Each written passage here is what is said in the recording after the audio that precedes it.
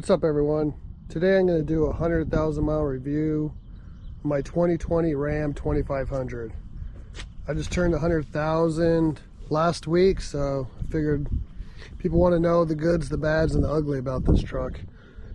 I bought it back in September of 2020, so it's taken about 3.5 years to put 100,000 miles on it, and so far it's been pretty good to me. The only bads I've had were I've had to replace 2 batteries at 86,000 miles, which is it's pretty normal, I imagine. I also deleted the truck at 26,000 miles, so I wouldn't have any DEF problems. And around that time, I decided to lift the truck. I put a Thurin 2 3/4 lift with Fox shocks on it, so I was able to put 37s on it one time, but now it's got 35s back on it. But it's been a good truck.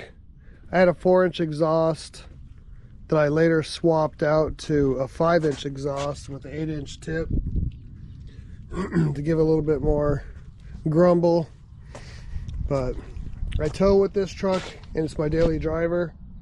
So I tow a race car pretty often, pretty much monthly, so that's put a lot of miles on the truck that way, just towing. But it's been a good truck. I still need to get airbags for it, but it's the Lone Star edition, and got cloth seats. As you can see, the mileage 100,360. I got a Banks monitor on it just for observations of all the parameters I can look out while I'm driving. But yeah, cloth seats. Still look good interior. Got the seats folded down, so hardly anybody rides in the back. Just recently I started adding the everyday diesel treatment to help out my injectors. So it's about 100,000 miles on it, so I'm trying to get all the use out of them. I'm trying to get off maybe the carbon and some of the shit that's built up over the last 100,000 miles, but it's been a good truck. I haven't had any issues with it. And I also had my local Ram dealership, they warrantied my CP4 for at no cost, and took off and put my CP3 back on it while it was deleted. So I really lucked out, or I'd have been down like $3,000 to replace that out of my own pocket. So pretty thankful for that. I lucked out. I went for an oil change and they wouldn't clear some codes, and they said, we'll just warranty the CP3 since it had recalls. And they didn't care that it was deleted, so I really lucked out on that job. But everything else, I've had 3 sets of tires. Right now I'm having a 295 65 20 tire on it, but I kept the stock rims just because I don't want wheel bearing issues. But I do have wheel spacers on there. They're 2-inch wheel spacers by Bora, so just to give a little bit of stance, because you needed it with the 37s. It would rub up in these corners in the pinch welds. But really, no issues with the truck out of the ordinary. I just did a transmission filter change and oil change on it recently, so all the fluids are good. So hopefully I could do another 100,000 mile review, probably in 3 to 5 years or so. But really, it's been a good truck to me. Just haul around my butt and my race car. But it's been a good truck. I plan on wrapping it because just to save the paint.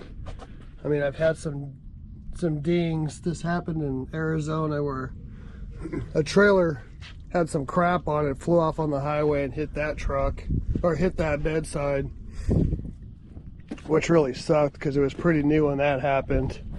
And I also put a CJC intercooler guard. I took off the valance on the bottom, so it gives it a little bit better look compared to have the whole guard across the bottom of the front bumper.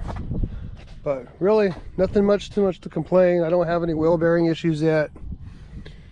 My suspension's probably going to stay the same. I don't plan on going much higher because I just don't want the problems of wheel bearings and whatever else, since it's a daily driver. Maybe one day when it's not a daily driver anymore. But another thing I've had issues with is these window moldings. They like to peel up, so I do got to replace one of those just because it gets annoying to look at. But really, it's been a good truck. Haven't had any transmission issues yet, but I don't beat on it. I try to drive it like it's meant to be driven. So I haven't had any issues with it locking out or throwing any codes. I never put a bypass on it, but it's been doing pretty well. I mean, the temperature of the transmissions hasn't really gotten above 200 ever. I think the highest I've ever seen it was like 180, 190 when I'm pulling up a pass or whatnot with the trailer. But I'm only pulling like 7,000 pounds, so it's not really that much. Most I think I've ever pulled was like 10,000 pounds, which is nothing for this truck. But someday I'll probably buy aftermarket bumpers, maybe put a winch on it. But besides that, just regular maintenance. I need to put some rear shocks on it at some point, and I also need to put some airbags because this truck does squat when I hook up my trailer, so that's kind of annoying to look at, and I like it to be level. So definitely got to do that in the near future, is put some airbags in it. I plan to put on the Banks Monster Ram intake along with their grid heater delete and the intercooler boost tubes just to help out, because I'm not really looking forward to if that bolt gets loose in the grid heater and taking out my number 6 cylinder. So definitely have some more improvements to do, but for the most part, it's been a good truck. No problems really. The interior is still good, like I said. It's my daily driver. I think if you just drive it like you should drive them, you won't have all the failures that people talk about, like doing burnouts and whatnot and roasting their overdrive transmission and trying to race all the time. I do have like a 75 horsepower tune on it, so it's pretty mild. And but with the 373 gears, it doesn't, or the 342 gears, it doesn't do too bad hauling and whatnot. So, but like I said, 10,000 pounds isn't really anything for this truck. So if you have any questions, leave them in the comment. And remember to like, subscribe, and comment, and I'll go ahead and do some more truck videos, and we'll see you on the next time.